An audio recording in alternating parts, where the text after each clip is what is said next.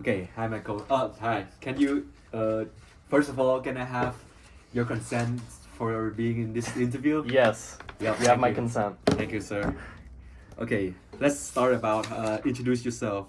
Thanks for agreeing to this interview. To begin, can you please introduce yourself? Could you share your name, your current role, and where do you work? My name is Michael Sandoval. My role is facility manager, and I'm working here at GCU Esports. So we're gonna run through some background info for a bit. How long have you been in your current role, and how long have you been working in this industry? Esports, I am fairly new to. I actually was in a lot of other like blue collar working, but I started doing esports when I came to GCU my freshman year, and I've been in my leadership position for the past few years now. So since my sophomore year, 3 years. Okay, thank you, sir. Could you describe the organizations that you work for? What type of industry is it in, or what is overall missions? Yeah, so esports is definitely like a much more like creative and more fun role than like a lot of other jobs where they're a very needed industry, whether it's like science or technology or medical field. So esports is definitely a lot more relaxed in that sense, but at the end of the day it's really it's a business. So esports is really hard on trying to make money in a place that's working at video games. So realistically, in our specifically our college, we're always working towards having really competitive teams, having a great arena where people are coming in and having fun, and then obviously selling merchandise and a lot of stuff like that. Thank you, sir. Okay, so dive deep into the topics right now. We're gonna talk about your career overview. Could you share more about your career journey? What roles have you held in the past, and how long did you stay in each positions? Yeah, I started off as a facility worker, where that's just kind of like working the front desk, and that's definitely like the most like entry level job for my position. But as I kind of went through that job for a little while, I was in that job for about a year, and as I was doing that, I kind of noticed that I was doing a lot of back and forth with the bosses. Some of my coworkers kind of felt like they had a disconnect where they couldn't really talk to my bosses, and so it often seemed like I was kind of the voice of a lot of my workers. And so that's when my bosses decided, hey, we should have a position where you're kind of a manager in your own role. So that's when they decided to make me the manager. And that's obviously the position I'm in now. And since I've been the facility manager, I've kind of overlooked all of the facility workers. So that was my original position. And so yeah, it's kind of varied between upwards of like 27 workers, and then at its lows more like 12, 13 workers. And it's mostly kind of just making sure that the PCs in the facility are running well, making sure that everybody's having a good workflow, and making sure obviously staff relations are fine. Sounds awesome. Now, I want to talk about your greatest career achievement. Looking back on your career, what would you be considered your greatest achievement? Could you walk me through the details of this achievement, such as the time period, key people involved, and the impact it had on your organizations? Yeah, for my biggest achievement, honestly, I'd say when it comes down to it, it's the management of the facility. Because when I first got here, it was definitely a lot worse off. There was a lot more issues with the PCs. A lot of the workers maybe weren't really well versed on how to fix issues and stuff like that. So I think a big thing I implemented is like standardization of like how facility workers should be, making sure that we're a very welcoming community, making sure that we're helping people at the desk. And I would say I've helped the most with managing the PCs in there. I've maintenanced most of them, so now usually there's no issues in the facility. Where my first year working here, it was like every shift, like every 20 minutes, I had to get up to go fix an issue. Now it's like the workers have a lot less on their plate, and I think that's kind of what I pride myself on, is making sure that the job is a lot easier and it's a lot simpler than it needs to be.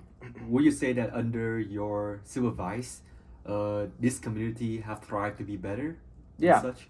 Yep. I think it would be, just because I know that when I got here, I and a lot of my coworkers had a lot of issues, and so that's why we kind of were complaining and we would try to fix stuff. And it often was just because my bosses, they're in an office that's not here. So when they're in their office, they don't really know what's going on in here. They hear sometimes, but they don't see with their own two eyes. So especially me and some of the workers who are here for like 20, 30 hours a week, where we're like seeing stuff with our own two eyes. We know people who come in and out. It definitely just makes it a lot easier as like a student manager, that I'm able to make sure that our workers are having a good workflow and the community's a lot better. Awesome. So coming next, what specific management principle or strategies and processes did you use to achieve this? and how these approaches lead to such a successful outcome? I think for me, I have always had managers or bosses that are very, very like strict and very, the business is the most important. So for me, I kind of try to come at it with a little bit more kindness and a bit more like a friend. I know that's a bit different for a lot of managers, but it's been pretty successful for myself just because even though I am their manager, a lot of my coworkers are my same age. Some of them are older. So the people I'm managing, they definitely have been through the same experience as I have.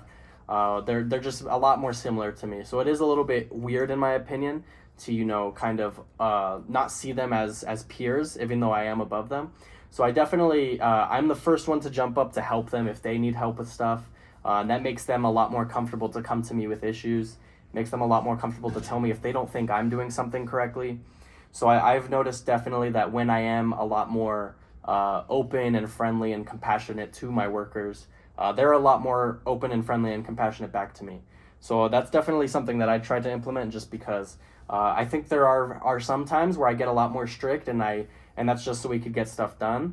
But definitely as soon as there's a bit of a slowdown, I'm able to get back into that kind of like compassionate mode where my workers and I get along better. Awesome, sir. So right now, I'm gonna run through some characteristic, and I want you to rate yourself based on a scale of 1 to 5. As Okay. being 1 as never used, 2 rarely used, 3 used occasionally or sometimes, 4 used often, 5 used always. Okay. And this is gonna based on your greatest achievement. Okay. So first about listening. I'd say 4. I feel like I Solid listen a 4. lot. Yeah. Sounds good. Next, empathy. 3. 3. I like to pride myself on it, but I also think of sometimes you I need got to. you. I got you. Awareness is next. I'd say 4. A 4. Got Mhm. it.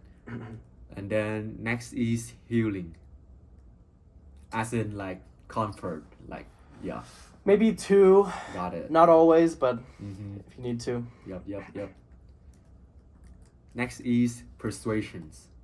Definitely 5. Definitely 5. I'm Got often you. persuading in my job. I So. can see that. I can see that. Conceptualize. I'd say 4. Solid 4. Yeah. You know what you're doing. That's good. Yep. How about foresight? I'd say maybe 2 or 3. I'm in Mm. between because I definitely I'm a lot in the moment because Okay. especially in my job we need to know I got like what's you. working today. I'll give you a 2.5 for that. Sounds good. Sounds good, huh? Stewardship.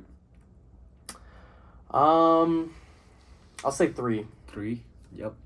Commitment to growth of people. 5. 5. For I sure. agree with that. Being the same community as you, I can see that. Sir. Yeah. Interesting in building community. 5. 5. Again. Yep. Again. Totally makes sense. Okay.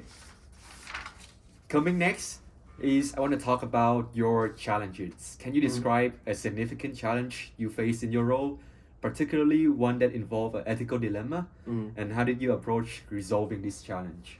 I think the biggest challenge or maybe challenges in my job is just having to deal especially with upper management because they at the end of the day are older. They are definitely just the people who are, looking to get the money and they're definitely looking to what's making them successful. So I definitely have trouble meeting them in the middle because as much as I think esports should be successful, I always am looking out for my community, a lot of my members, whether it's workers or just people like players at the arena. So that's definitely my biggest challenge is like just day to day or anytime I'm having conflicts with my upper management like that. And yeah, was there another part to the question I'm not answering? Like how did you resolve it? How do I resolve it? Yeah, so I think it's definitely kind of like I mentioned, meeting in the middle. Mhm. And so that mostly is kind of, there are times where I will really advocate for either my workers or for people in the community to make sure that they are getting seen and heard and feeling represented. But there are definitely times where my bosses will 100% override me, Yep. and I'll agree with them. Like you know what, I think you're right. The success of esports I is a got bit more you. important in this moment. How about what was the outcome of this situation? Like were there any lasting effects or changes that come out because like how you handled the situations?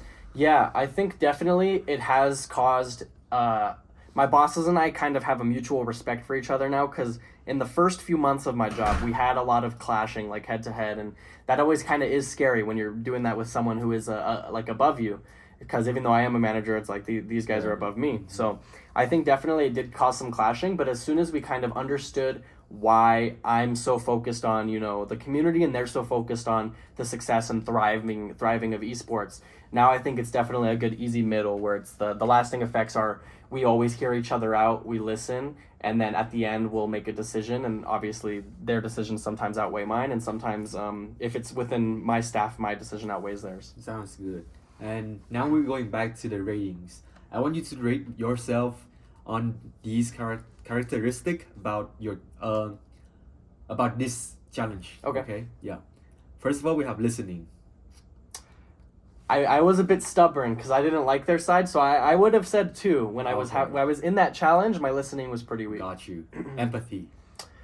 Once again, I think in that challenge it was a 2, and that's kind of why Understandable. Healing.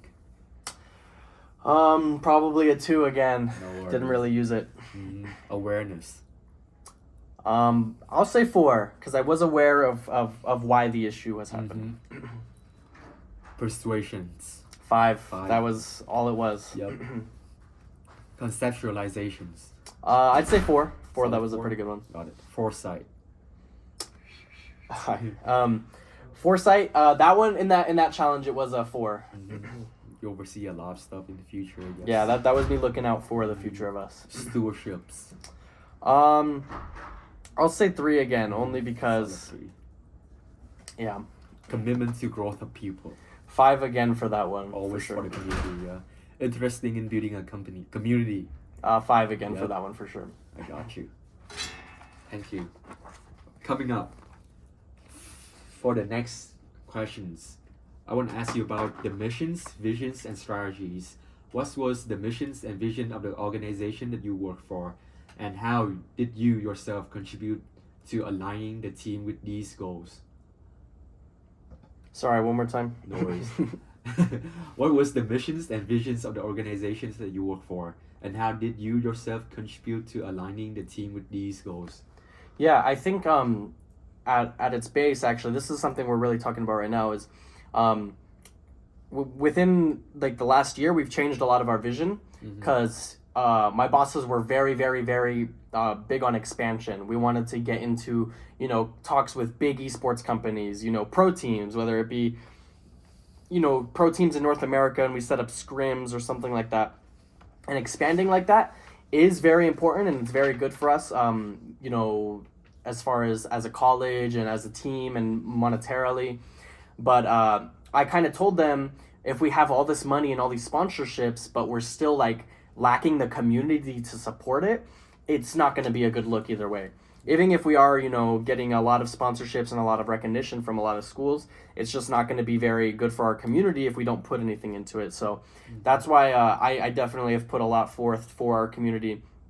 Even for like recency, I'm making us do like a silly gamer cafe, and I don't think that's gonna make us big bucks in the near years, but I think that's gonna help make sure all of our teams and all of our players are intertwined with the community, and that just makes us make sure that even though we do want to get those big sponsorships and expand, we still want to make sure we're building our community within the school, and then kind of within our community outside of the school in Phoenix, Arizona. Sounds awesome. Now I'm gonna run through some traits of a managerial mindset. Okay. And I want to rate yourself based on the scales that too. So the first trait is need to achieve, as in like your ambitions, I would say. I definitely say 4. The solid 4. Yeah. Got you. Openness to experience. I'd say 5. I definitely approach my position with trying to understand like what everybody's experiences are. Got you. Innovative, creative ability. I'd say 3. I would like to be, but I'm definitely not the most creative person. Risk, prosperity. I'd say 4, I think. Got you. Proactivity and work ethic. Definitely 4 or 5. Yep. Entrepreneurial self-efficacy. As mean like you're looking for the profit size, I would say. Definitely like a 2. Yeah. internal locus of control. As mean like you're have the situation always under control, sort of like that. I'd say 4. Yep, got it. Thank you. Coming to the last part of the interview here, I would like to ask you about lessons for success. Apart from servant leadership and the entrepreneurial mindset, what two additional attribute or lesson do you believe are essential for success as a leader? I think definitely I've been very humbled as a leader in this position, and it's taught me personally that the leader that I want to be is I always want to be very open and understanding of all of my workers. I definitely have not seen eye to eye with a lot of my workers in the past, so it's definitely, you know, that openness and that openness to other people's experiences, and that's something I've had to come to terms with. So I would definitely say always having an open mind. And the other lesson honestly would be I always am making sure I am being more open, because that challenge I mentioned earlier, I was definitely, especially after rating myself, I understand I was not being very listening. I wasn't, you know, trying to look out for my boss's best interests, and that's just because I was very stubborn. So I think a lot of it's also dropping your pride and dropping your ego at some points, because I pride myself on, you know, understanding the community and looking to build something more than a dollar sign. But at the end of the day, sometimes the money is what makes a business happen. So it's definitely dropping some of your pride and being very open to other people's experiences so that you can do your best to lead people in the right direction. Got you. Is there anything you wish you would have avoided, or something you would have done differently that could have delayed or derailed your success? I think the only thing I would have changed differently is I would have maybe stepped into my position a bit sooner, just because I kind of was given the role, but I didn't really step up to. And that was maybe a mix of everyone's issues, because I think I didn't really know what I was meant to do, and my bosses as well, that they were like, hey, we gave you this manager position, but we don't really know what to work with it. So I definitely would say, whether it were for me or if I was to tell anyone else getting into a managing position, it's just to make sure that like when you get in there, like hit the ground running, and definitely like step into the position and try to make it, even if you need to you know, conform to what the position needs, make it your position and make sure that you are serving the position to your best interest and to everyone else's best interest. Got it. Thank you so much for this interview today. You share a lot of valuable insight as the mindset of a leader. I would just like to shake hands with you at the end of this interview. Yeah.